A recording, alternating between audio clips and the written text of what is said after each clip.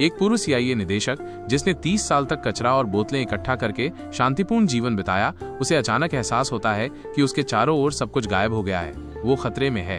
इसलिए वो एक बोतल में एक छोटा सा छेद करता है, उसमें एक स्क्विड लाइन जोड़ता है जिसके अंदर एक स्वीपिंग रोबोट, 2 बंदूकें और ढेर सारा नकद होता है। वो सब कुछ एक बैग में डालता है और शांति से एक और बुजुर्ग व्यक्ति का सामना करता है जो उससे पूछताछ कर रहा था। उसका नाम निक था और वो भी एक सीआईए निदेशक था।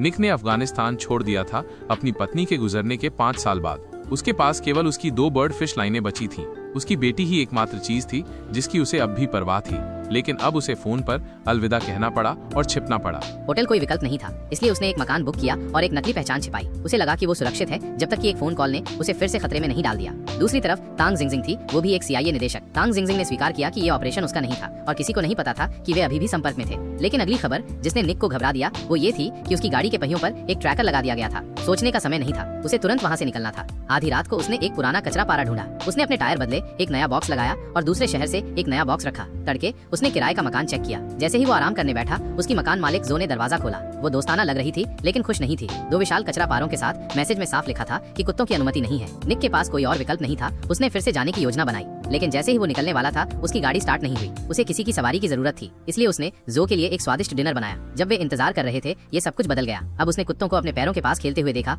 और अचानक वे उसे प्यारे लगने लगे। निक ने अपनी खाना पकाने की कला से जो का दिल जीत लिया। उसे उम्मीद नहीं थी कि एक डिनर के बाद वे करीब आएंगे, लेकिन सारा रास्ता वापस। ये कहानी कैसी